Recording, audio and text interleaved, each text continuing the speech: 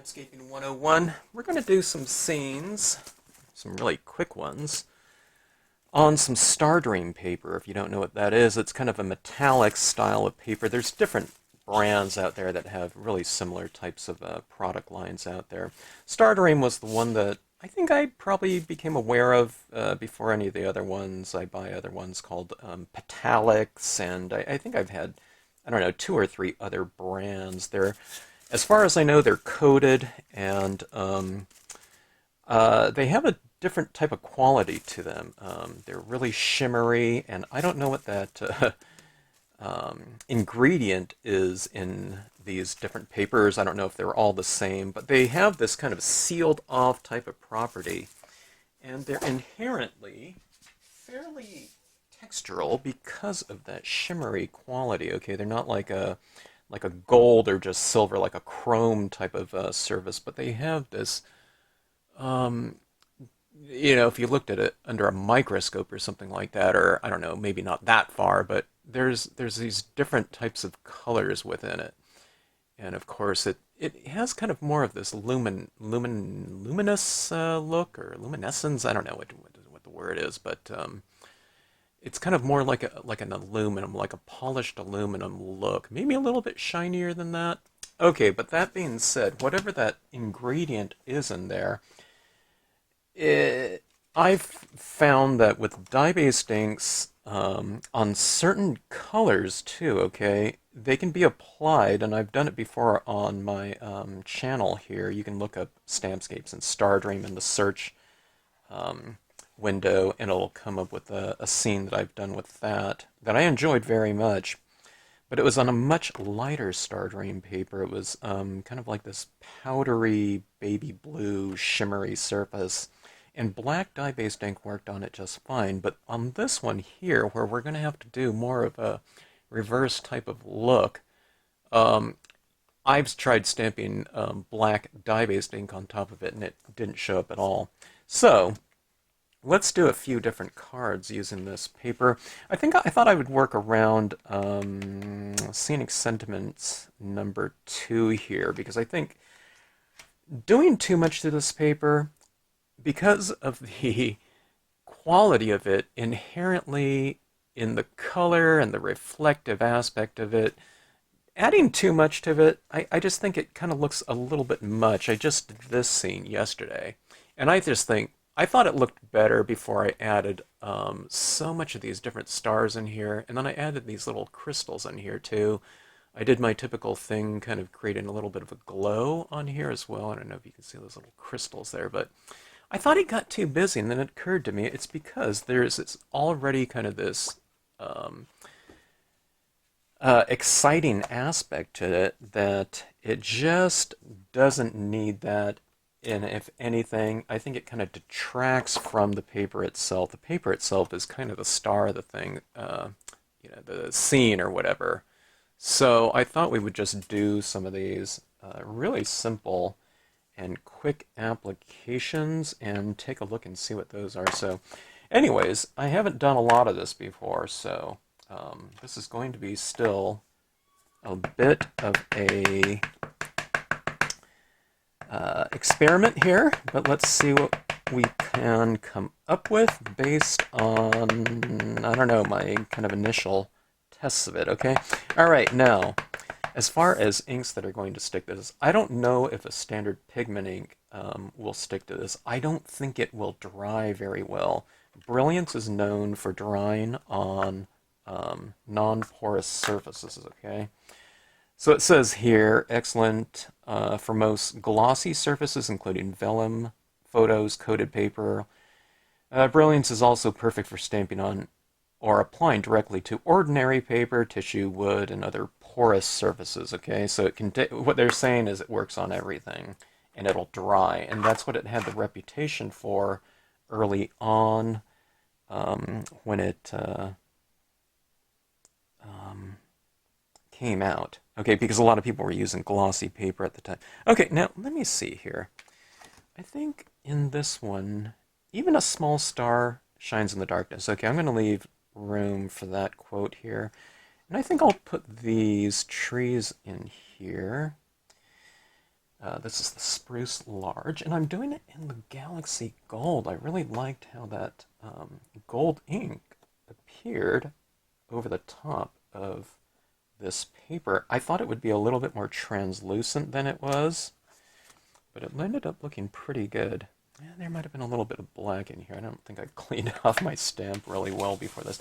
Let me clean this off a little bit. Sorry about that, but it just takes a second here. Okay. Anyways, I'm going to layer these trees here, so that doesn't matter. I want to create dimension and depth in a very simple way here, hopefully. Okay, yeah, that looks a little bit better.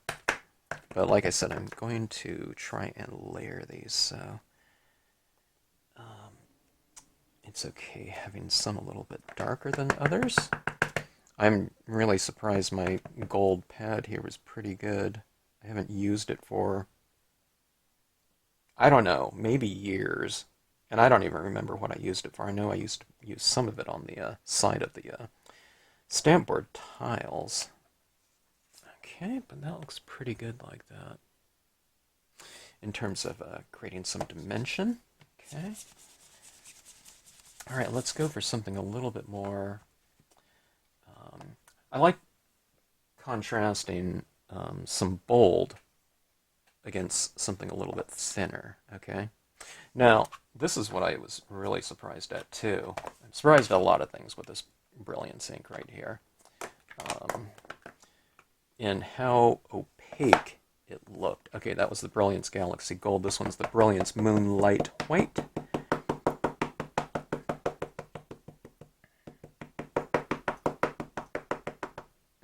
Okay. I think black might look good on this too, but I just tested out my, I think it's called graphite black or something like that, and those pads were really dry. I don't even remember what I possibly used those ones for. Okay, let's go like this. We'll go like so. This was a test that I did on the corner of a piece of the Stardream paper, and that told me that there's a chance that that gold will work over the top of this paper.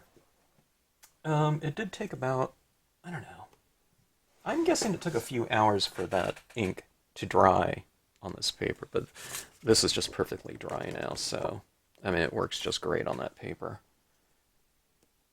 in terms of the drying aspect of it. Okay, so here's a little white impression. Look out. But doesn't that look almost embossed to you? I mean, it does a really great job.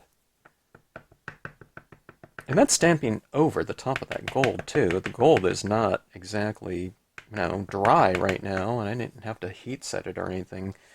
It's not perfectly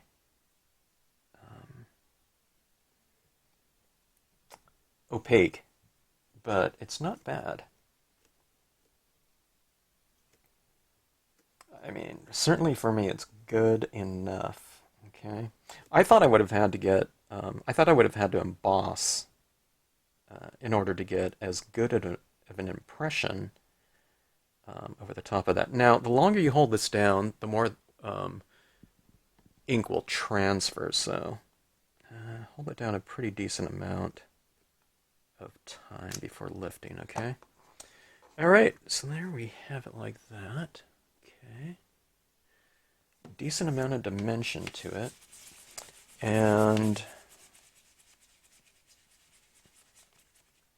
I almost forgot what scenic sentiment I was going to use. I mean, we can use anything, but maybe even a small star shines in the darkness. Was that what I said? We have the right to change our mind here on these scenes. Like I always say, these are just kind of experiments, maybe more so than instructional videos. Okay, so, oops, let's go this way. Okay, now, I mean, I guess we do have a little bit of a choice in terms of what ink we use. In just going with a thematic type of application, I'm going to use the white or gold. I think the gold would just be, it wouldn't be legible enough. I think it would be too dark against that background. Okay. But I don't know, there's a lot of depth right in that little area, I feel. Okay, so let's see here. Let's see if I can get this reasonably straight. If if it's a little bit crooked, so be it. I'm just eyeballing it here. If I'm doing it in dark ink on, lighter paper, then I usually do a test print. Yeah, not too bad. I just kind of hold my breath and hope. Okay, even a small star shines in the darkness. I think that makes for a really nice quote here. But this is what I'm going to do here. This scene just got too busy. Okay, there's snow, there's stars and everything. But I did use a crystal because I'm having so much fun using these little crystals. I always thought these little types of crystals would be the perfect embellishment. So let's go for, it says even a small star shines in the darkness, but let's go with one that's maybe not quite so small, but small enough to fit the theme. All right, my glue here is not feeding. This is like a really old glue, so if I use that, I think it dried up right in that cap right there. I'm just going to use a pen to apply some right here. Ew, a little bit too much. All right, let's see. I think we should put it maybe right here. All right. I don't know if I should put a little bit of a glowing little haze there too. Maybe to bring a little bit more attention to it. Let's use a little Q-tip right here and some white pigment ink. Okay, I'm not using the Brilliance one. I think the Brilliance, it dries too fast, and I don't want anything too definitive. I want like a, real light haze here, okay? Okay, kind of blot it off quite a bit before you apply it. See that little kind of glowing little haze? I'm going to put the star right there. Okay. All right, let's see if I can get this glue down here. I'm just using a little push pin. I just want a little tiny drop of glue. It won't require much. I'll put it right in the center of that little glow. Oh boy, this is really thick. I probably bought this glue. I don't know. I gotta think it's over 15 years ago. Because I don't even remember when I've used glue very much. Alright. We'll take... let me go for the number 3. I wonder if those are the same size. Alright. Thank you for telling me what these things are for. I had no idea what these little, wax, white colored pencils were for. It's to pick up the gems. I think I might pick up a gem picker-upper though. But look at that little twinkly little star. Let me see if you can catch it in the light. See that little glistening little star? So even a small star shines in the darkness. I mean, it wouldn't be good to put a bunch of different stars up there because, it would detract, I think, from that one. If you did, you can do a little spray or something, or put a few dots up here. But I think that becomes really appropriate right there. And I don't know, I think that makes for a fun little card, just like so. And, I don't know, what a great impression, that Brilliance gives over the top of this metallic paper, shimmery paper. Matte it off, a little bit, and I think this would be a really fantastic type of card. You can get like this could be a Christmas card. You can make it more of like a, a brown, bronze looking one, but wouldn't this look great in kind of a darker, shimmery blue? And then maybe you could do silver trees or gold, and do that white in there for kind of more of a wintry look. But I don't know.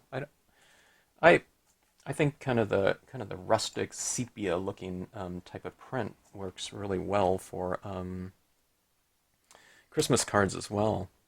Okay, let's go on to the next one. Let's do. I thought I'd do a line in the back and look at the stars type of scene for this one. Let's go for a real similar type of look. If you've seen my videos in the past, you've seen me do this type of look before, but let's try it now on the Stardream paper. Okay. All right. Let's give the background a fairly decent foundation with these larger trees again. I mean, we can go for a different tree too. But let's try this one out. Okay, this is the spruce tree large. Okay. All right, now I'm going to angle this in. Let's say, I don't know, I would never do this, but I'm just doing it for the sake of this video here, but I'm going to put a little dot right here, let's say, okay? It's really tiny. I don't know if you can see it there. But that's just a reference point for where I'm going to point all of my trees that I stamp in here, and we'll give it this kind of a look. As if we're lying on our back, and looking up at the stars. And then these trees are kind of going off into perspective, okay? And you always have to have the same vanishing point, okay? It doesn't have to be perfect, but you know it if it's off. Sometimes people stamp this thing here and then here. They have all kinds of different vanishing points if they don't know any about perspective, and then it looks off, okay? So I've even seen whole designs that are done that way, but whoever the artist didn't put the trees in perspective. So I'm thinking, oh my God, they missed really the entire point of it. But it's simple to do if you just kind of draw it in there. Don't draw it in too strongly. Now you have a choice too. You can have it go all the way around like this, or you can just have it on, 2 sides, 3 sides, whatever. You can do whatever you want. Okay. I stamp larger areas of the tree sometimes. Sometimes I do it a little bit less, just so it doesn't look so symmetrical, okay? You can do it really symmetrical if you want to go for this really graphic type of pattern, but a more natural look would be to vary it, saying that a lot of the trees are of different heights like you would see out in nature. Okay, so that's the gold there. And let's go in with some white, but let's use this kind of more spindly, bony tree here. Actually, this one would look good probably in that previous scene too, or maybe a smaller one, I'm not sure. This one comes in 3 different sizes, so if you have like a really big scene, or you just want it more prominent in there, you can just stamp that right in there like that. I think this one has enough. Like I said, it's just, I'm kind of holding back with a lot of my, I don't know, maybe natural inclinations here to do a little bit more. But on this, I think doing less actually looks pretty darn good in terms of the overall. Okay, let me see. Line your back and look at the stars. I need to leave room for my quote stamp in there, so I don't want to go too far. I could stamp the quote stamp right now. Maybe I should. Okay, see that tree? Look at that. I'm really happy with this light on dark metallic. I just just wouldn't have thought it would, you know, stamp out so well. You know, bravo, Sukaneko. I don't have any affiliation, you know, or connection with them at all. I don't have any with any of the manufacturers of anything that I'm working with, so I just use stuff that I find works really well for me and for my needs or whatever, for my little experiments. And then I tend to, you know, just keep using that type of thing. I do get other types of similar pads or inks once in a while, but largely if I find that something works really well for me, if there isn't really need to change, I usually don't. Unless someone, like, I might if someone comes along and says to me, hey, there's a better white pigment ink or something like that, then I'm all over it. But it's always kind of fun stuff. But see, that looks, I don't know, that looks so pretty opaque to me. I just don't see how it's going to get too much better than that in terms of impression quality. You know, barring the use of something like you know, embossing powders or something like that. Okay, so lie on your back and look at the stars. All right, so we're going to add in some stars in here, and I can do it with the bleed-proof white, but I think I'm just going to do it with a white paint pen, just for a little bit more control. Like I said, making things a little bit too busy on this already inherently fairly exciting surface paper. It can, what I've found, overdo it. I usually just tell people to overdo things too, but in this case, you know, I need a little bit of restraint for myself. And what I mean by that is when I tell people to overdo things, I don't want people putting on the brakes and not trying things out and always being kind of a little bit gun-shy as far as maybe taking the next step or further exploring kind of the process of what they're working on. It's always kind of better to go and overdo things and to know kind of maybe where your preference level is in terms of the final results than to always kind of hold back and to never try it out. So you can't find your limits or your kind of aesthetic preference limits until you go over them, okay? So, okay, I mean, when I'm saying that, a lot of people say, how do you know when to stop, okay? And I just say, don't. Just keep going. And then if you kind of feel that you've overdone it, then just don't do it the next time, you know? It's not like every thing I always tell people jokingly in my classes, hey, you know, everything that you do in this class today, you know, it doesn't have to go in the, you know, doesn't have to be destined for the Museum of Modern Art or something like that. All right, this is just a white acrylic paint pen. These are all of my tools that I used are all in the description area below. You just kind of click on the see more if you're watching this on like a phone or a tablet. Just click on that area underneath the scene and it should expand.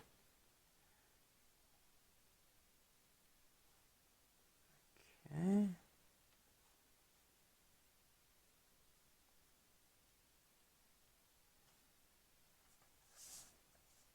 I might kind of make some of these little dots a little bit larger than others, and I kind of cluster them. Maybe we'll go for a constellation on. I'm not going to put a crystal in this one. I think that it'll already be a little bit,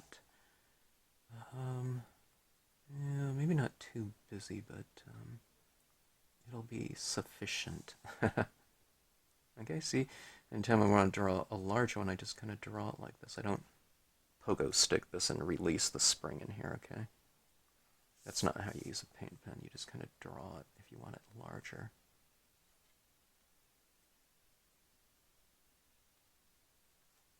Okay.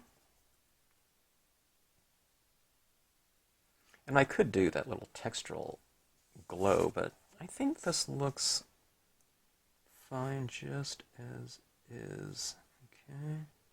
Try to go for some little small ones down here.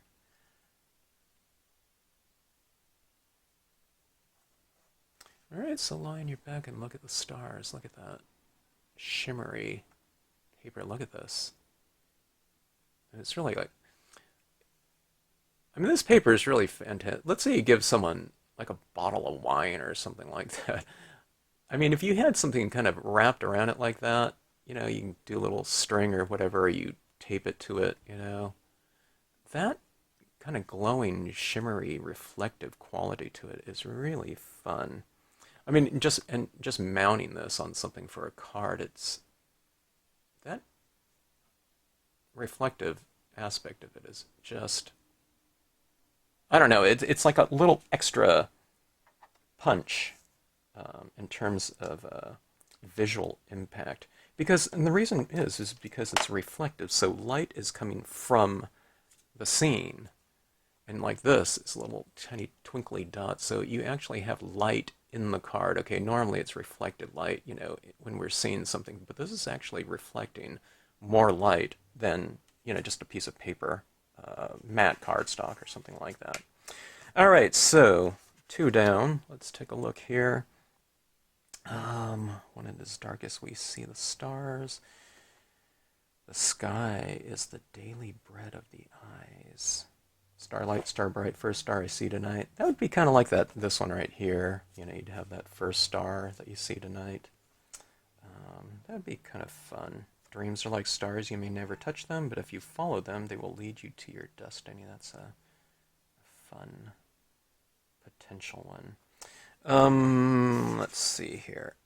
Let's try a couple different designs now. We went for the pines. I wanted to see it with my oak branch stamp.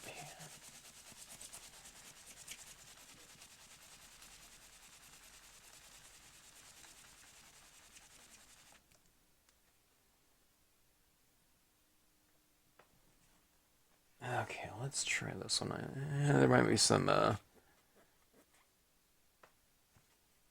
VersaFine black. I don't clean off my stamps often enough. I just kind of leave them. But when I'm changing types of inks, I think maybe it's a good idea that I clean these off a little bit. So I need to scrub right in here. So hopefully that doesn't work as a resist for the ink that I'm going to be using on here. But let's test it out. Okay, so let's go for the gold again here. I'm still trying to decide on which thing to do. We can do something elongated too. Wouldn't it be good to have a quote up here and then have, you know, some images down here? I don't know. We'll do that for a future design. I want to do some, you know, more testing here, I think. One of the things about this is, I don't know if this is a substitution for embossing, but I don't know, it's not too bad. It's not a bad alternative, let's say, if you didn't feel like embossing. Embossing could have even more of a reflected quality. I don't know, maybe it would clash with the paper, you know, and kind of detract from it a little bit. I don't know. Okay, let's see here. Let's go. Let's kind of do a perimeter type of application of this one again.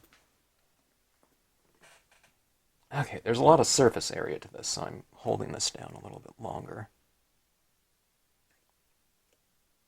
I mean, I'm doing multi-layers on here too with the white and gold. I mean, you can just do gold or something like that too. All right, look at that. It almost doesn't show up, but then when you go like that, it shows up a little bit more. There's something kind of going on with this too. This pigment ink. I I don't know if it's me, but I feel like almost when it dries, I don't, it seems like it's getting lighter. It seems like it's more visible to me after it dries. I don't know why. Normally, when I do pigmenting on scenes that are colored, I have to apply a little bit more because when it dries, it seems like it becomes more transparent, you know, on the opacity scale. But this one, I don't know.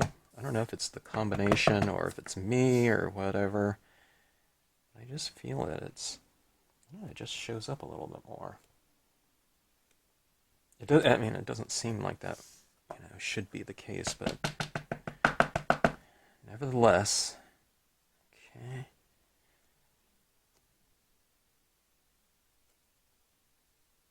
Okay, so I'm stamping out different portions of this. This oak branch here is designed to be used in different ways. I've made areas of the scene a little bit more dense, and some areas of it lighter. Okay. Now, I guess I could stamp this one out again using the white over the top of that, but I thought I would do this this branch here, this spooky branch. I thought that would make a good complement to it in white. Okay, Brilliance white. I don't know, I'm still kind of deciding on whether or not to use, or I'm still deciding on which quote to use. Oh, was it the sky is the daily? Nah, I don't know. I'm not going to do the sky is the daily bread. Maybe starlight, star bright. We'll see. Okay. I don't need to ink up this whole thing because I think I'm just going to use certain portions of it like that, but let's come in like, I don't even know what side's up and what side's down. That doesn't seem up and down to me. It kind of seems like it could be up and down. This one would be okay as well. I mean, the idea is that you're kind of lying on your back anyway and looking up there. Okay, let me go like this. Let's see if this shows up. It's kind of something spindly against something that's already kind of, thin. We don't have this large kind of mass of the spruce tree, large right here that has a lot of surface area. So let's see how these two different kind of similar width textures work with each other. I know how it looks when I do this in black ink over something a little bit lighter, like a green or something. Yeah, it looks pretty good, don't you think? Look at that.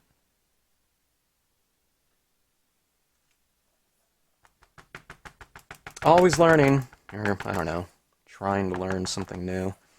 And in order to do that, you always have to kind of play around and experiment, okay?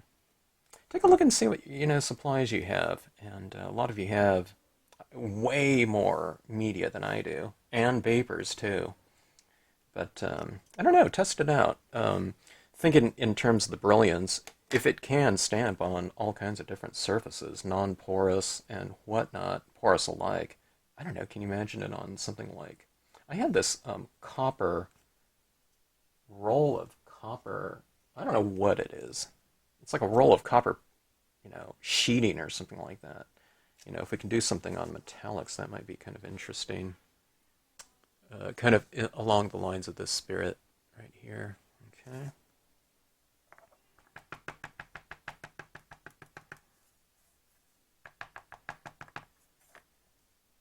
It's like one of those frames, huh? Yeah, people do make frames out of different things.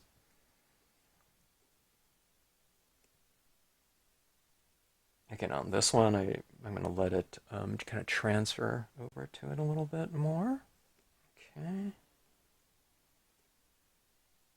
Holding it down. Slightly longer. Okay, all right. So that kind of makes for a fairly pleasing texture. One of the things I was saying before, too, is I was kind of curious if we can stamp gold, like another gold tree, over the top of the white one, in the foreground. I don't know, but like I said, on this one right here, as far as this video goes, I'm keeping it fairly um, simple in terms of just the amount of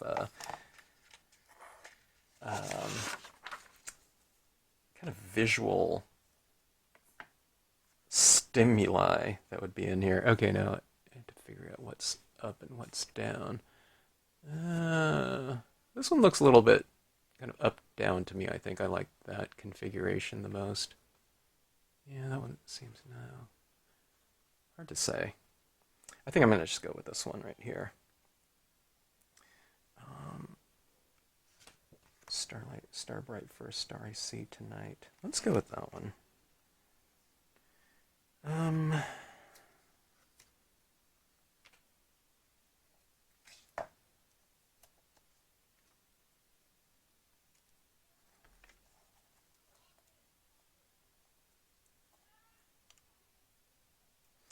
Kind of a, it's kind of a nice quote, I think, for this scene right here. Starlight, Starbright for a Starry Sea Tonight. Well, let me see here. If I put that there,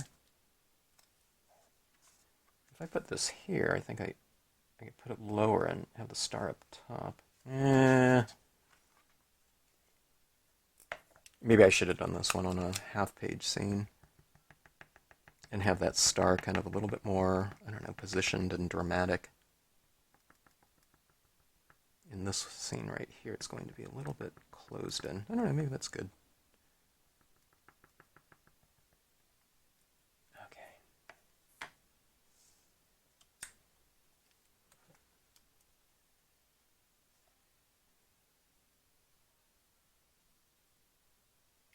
Again, just kind of eyeballing it. It would be better if I positioned it, I'm sure. But I just figured if it comes out a little bit crooked, so be it.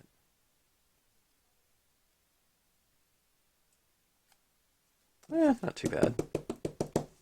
Got a fairly decent and even impression, too. That's what I'm always hoping for.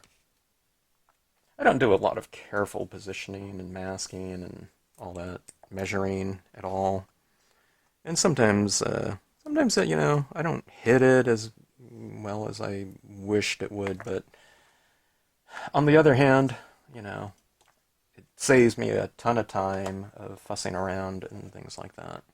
Okay, so I think a little star, a little bit off center might be kind of nice.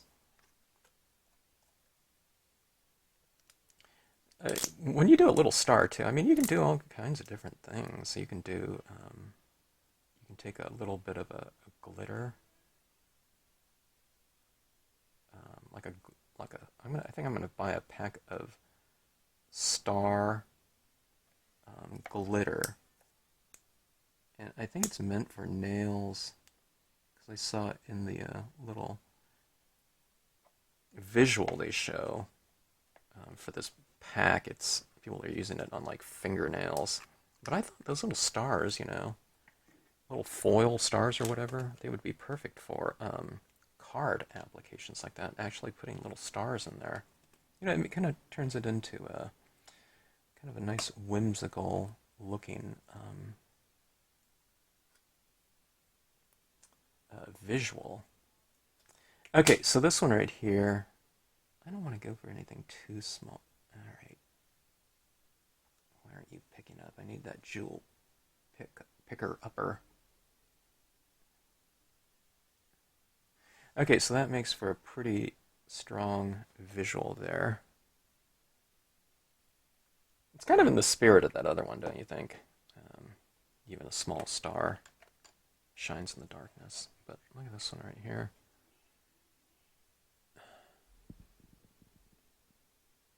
A little reflective type of star like that, having that in there, it twinkles, right? But look at this right here. I mean, I think that it's hard to say. I mean, I don't know what the first thing someone would look at it with this scene right here. I mean, if there's light on this and that reflects that, but again, this shimmery type of surface right here really lends itself to it. Just a really kind of exciting visual. I would matte this off in something probably really plain around the edge like that, and then you could go for something a again, kind of more metallic, like a gold or something like that would be kind of interesting. And then you can do black or something. Wouldn't that be really dramatic? So, okay, so let's take a look at these right here. Look at that strong kind of white impression on there. So this one, it's real spindly. You know, we have these real thin um, branches right here, and look how much lighter they look, just in contrast. I mean, they're stamped out in the same thing, though. But when you have something a little bit bolder like that, it really takes on kind of a quite a dimensional um, space right there in terms of the that white impact over the top of that. Here again, you see these little twinkly lights like that. And this one right here, I just kind of refrained from it, but a pretty good look right here in terms of the visual space and just kind of overall impact right there. You know, one or two little jewels in this wing would look kind of nice, I think, but not going overboard like I did, you know, with so many different techniques, easy techniques, but, you know, just too many of them in my, you know, one right here with the twinkly lights and everything like that. I think these ones kind of are just more elegant looking from a design perspective, don't you think? And certainly easy to do. I mean, it's just a few impressions of a couple different types of inks over the top of this and one star. I mean, this one here took a little bit longer with all those little dots, but I don't know, 60 seconds or something like that. So, I don't know, fun stuff. I call these like maybe 10-minute cards each, if that. I was experimenting around, so I'm choosing things when what to do too. So if you already kind of know what you're going to do, I don't know. I don't know why these can't take 5 minutes each. And if you were to do some types of Christmas card type of application or multiples, I don't know why these would take too long. You can even do, I don't know, two or three different types. You can stamp your trees up kind of more vertical like this, or you can do them around like this, and instead of in here, you used to say, Happy Holidays, Merry Christmas, or whatever it would be. New Year's, for the golds and the metallics and whatnot. But certainly fun stuff to play around with, and again, that shimmery type of surface like that. I don't know, it's just one extra little type of thing that could be fun with your Stampscapes imagery, or whatever other types of imagery you happen to have, you can all certainly substitute. Okay, so anyways, hope you enjoyed the video and techniques right here, and hope you enjoyed the look. Thanks for watching.